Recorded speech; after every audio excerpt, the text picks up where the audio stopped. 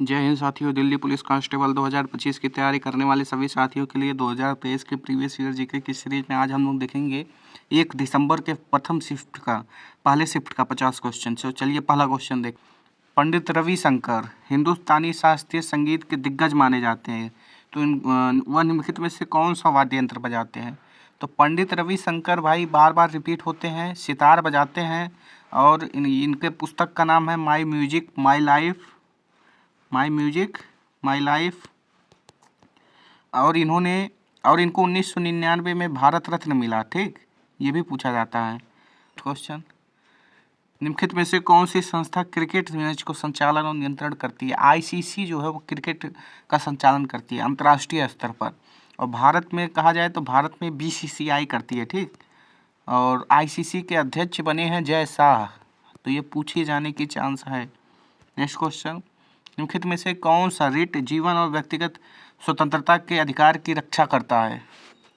तो बंदी प्रत्यक्षीकरण जो है वो जीवन और व्यक्तिगत स्वतंत्रता के अधिकार की रक्षा करता है, क्योंकि अगर आपको बिना किसी अपराध के बंदी बना लिया गया है तो आपका अधिकार है कि आप जो है कोर्ट के सामने पेश हों। नेक्स्ट। निम्नलिखित में से किसका उपयोग मिट्टी के बंधकों सॉयल बाइंडर्स के रूप में किया जाता है? तो टेरिडोफाइट्स का जो है प्रयोग किया जाता है।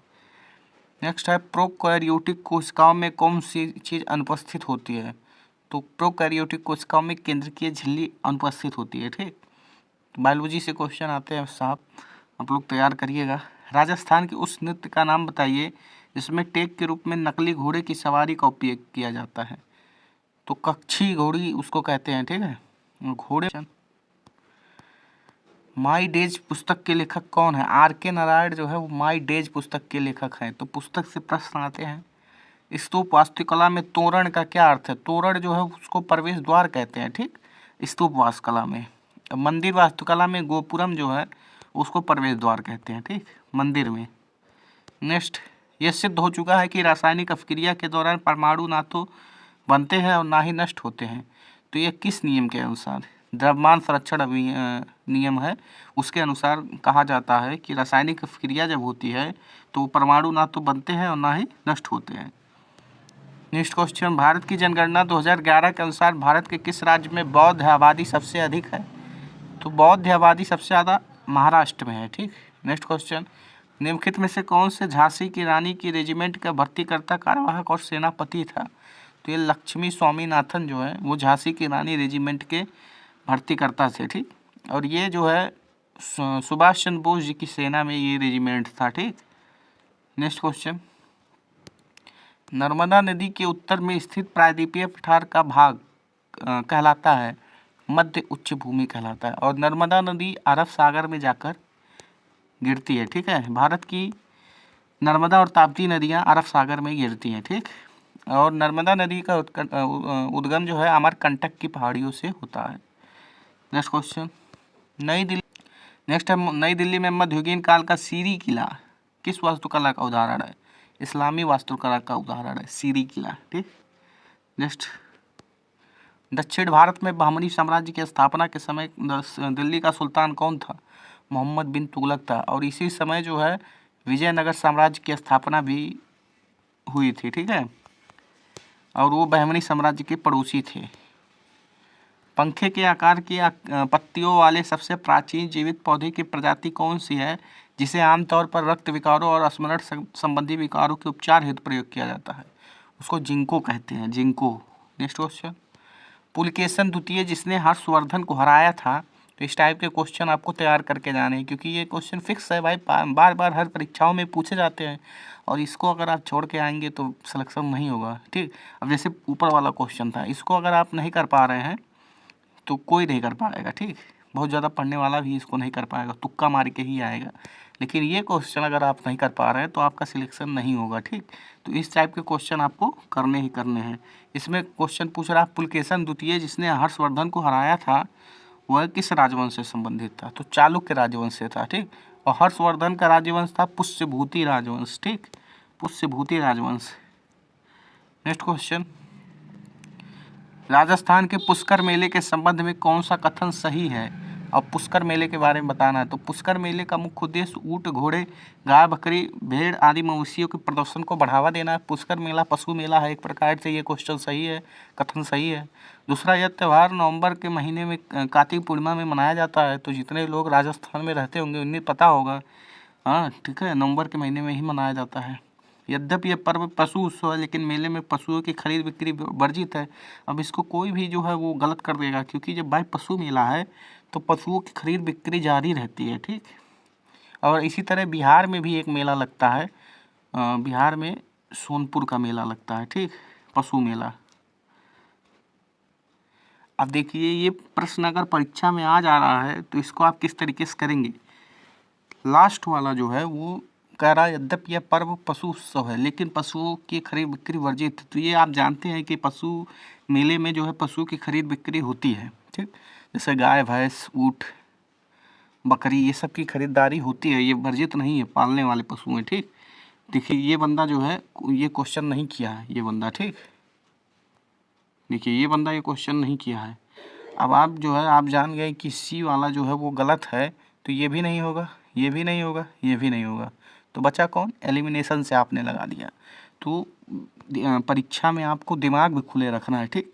कोई ज़रूरी नहीं है कि आप जो पढ़ के जाएंगे वही आपसे डायरेक्ट पूछा जाएगा, क्वेश्चन घुमा के रखे जाएंगे। अगर उस समय आप सॉल्व कर ले रहे हैं, ठीक, तो चांस है कि आपके सिलेक्शन होंगे।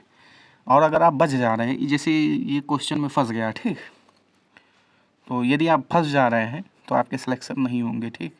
तो चारों ओर से अपने दिमाग को खुले रखना है, क्वेश्चन को अटेम्प्ट करना है, ठीक। और बहुत ज़रूरी रहता है कि आप हर प्रकार से कोशिश करें और क्वेश्चन को आखिरी स्वरूप में लगा के आएँ। नेक्स्ट क्वेश्चन, नेक्स्ट है, योजना आयोग पंचवर्षीय योजनाओं के निर्माण, कार्यान्वयन और विनिमय जैसे महत्वपूर्ण पहलुओं पर ध्यान देता है। किस वर्ष योजना आयोग को नीति आयोग नामक थिंक टैंक द्वारा प्रतिस्थापित किया गया।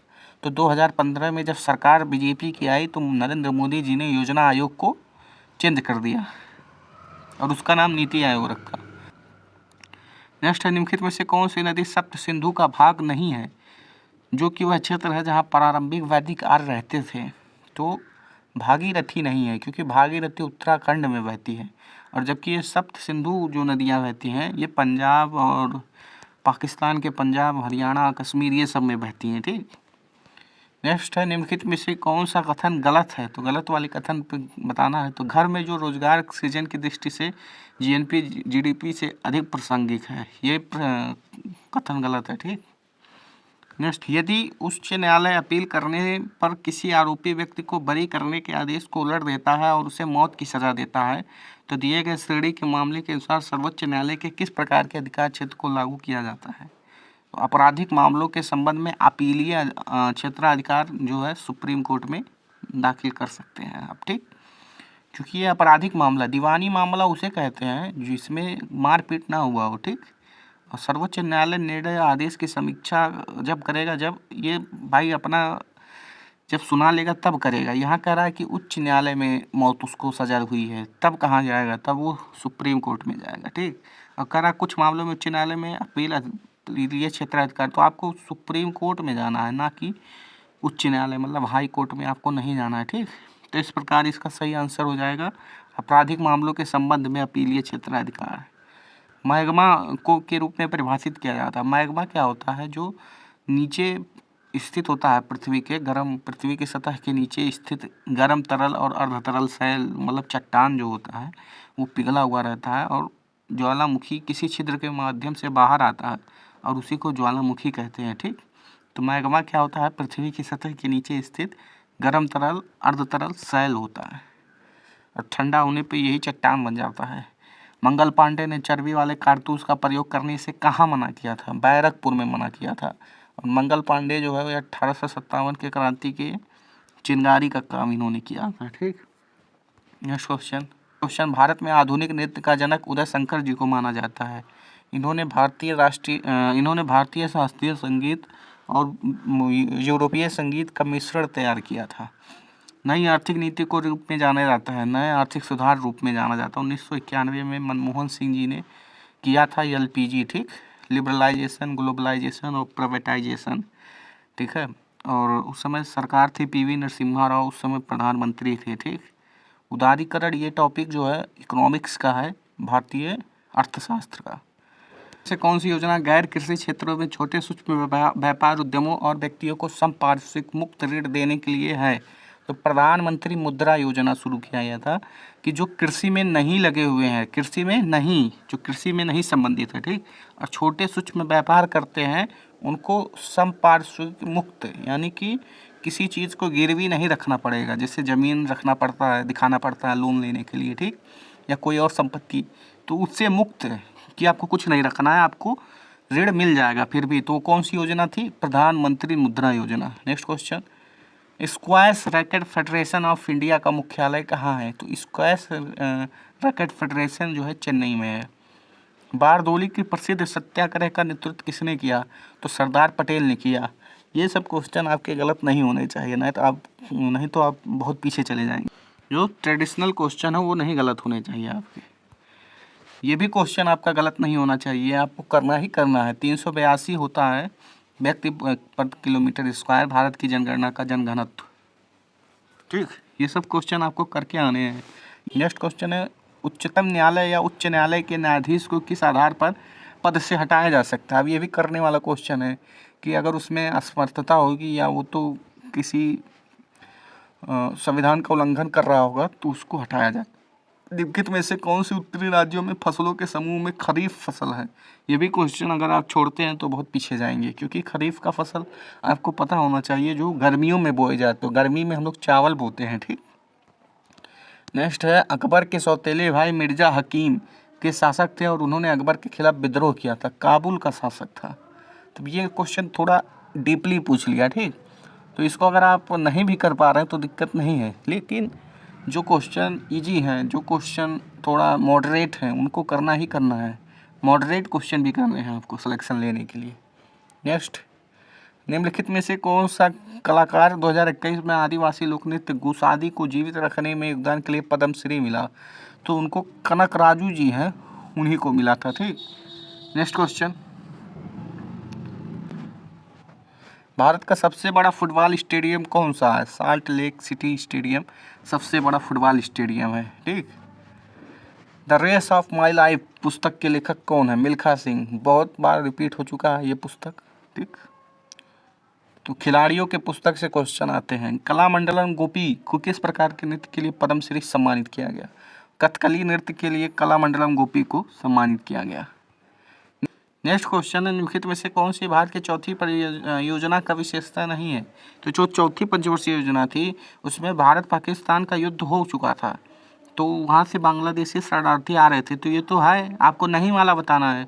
और परिवार नियोजन कार्यक्रम भी चलाया जा रहा था इंदिरा गांधी द्वारा, और इसके उद्देश्य था विकास, स्थिरता के साथ आत्मनिर्भरता। ये तीनों कथन सही है, जबकि ये योजना को बड़ी सफलता माना जाता है, ये कथन गलत है, ठीक। क्योंकि ये बड़ी, इस समय युद्ध हो गया था, ठीक। तो युद्ध हो जाएगा तो वहाँ योजना सफल नहीं होगी वो योजना, ठीक।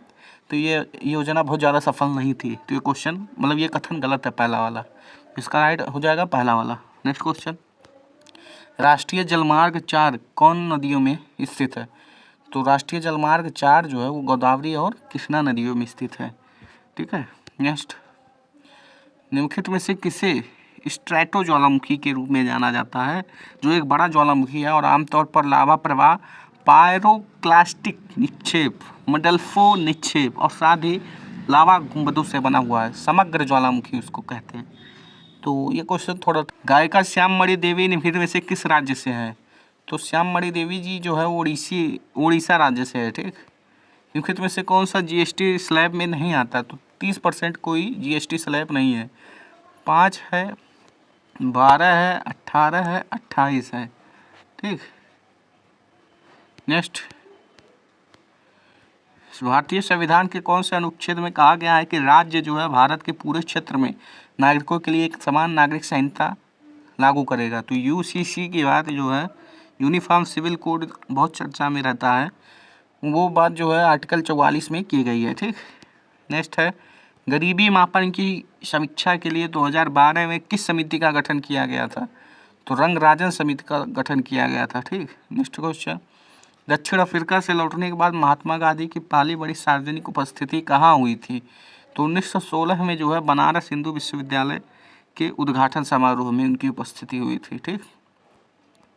राष्ट्रपति के खिलाफ महाभियोग संसद के किसी भी सदन में शुरू किया जा सकता है, लेकिन आरोपों पर महाभियोग सदन के सदस्यों द्वारा हस्ताक्षर किए जाने चाहिए। 1/4 सदस्य जब हस्ताक्षर करेंगे, चाहे वो लोकसभा हो चाहे राज्यसभा हो, तभी जो है आगे कार्यक्रम शुरू होगा कि उनके महाभियोग पे विचार होगा। और राष्ट्रपति के महाभियोग 61 में दी हुई है और राष्ट्रपति को 14 दिन पूर्व सूचित भी करना रहेगा। भारतीय संविधान का कौन सा अनुच्छेद कानून के समक्ष समानता की बात करता है? तो आर्टिकल 14 जो है कानून के समक्ष समानता की बात करता है। आर्टिकल 17 जो अस्पृश्यता का अंत करता है, छुआछूत का अंत करता है। आर्टिकल 21 जीवन जीने की स्वतंत्रता की बात करता है, जीवन जीने की। ठीक। आर्टिकल 23 जो है वो बंधुआ मजदूर बलात् श्रम जो होता है इस पे रोक लगाता है कि आप किसी को बंधुआ मजदूर नहीं बना सकते। भारतीय संविधान के राज्य के नीति निर्देशक सिद्धांत के बारे में कौन सा कथन सत्य है? तो नीति निर्देशक सिद्धांत के बारे में सत्य कथन बताना है। तो 1976 के 42वें संविधान संशोधन नियम में 6 नीति निर्देशक सिद्धांतों को जोड़ा गया। ये कथन गलत है क्योंकि 6 नीति निर्देशक नहीं, क्वेश्चन ये कथन गलत है क्योंकि 6 नीति निर्देशक सिद्धांत नहीं जोड़े गए थे। जो भी नीति निर्देशक सिद्धांत हैं वो पहले से ही उपस्थित है। ठीक। केवल कुछ जोड़े गए थे। ठीक।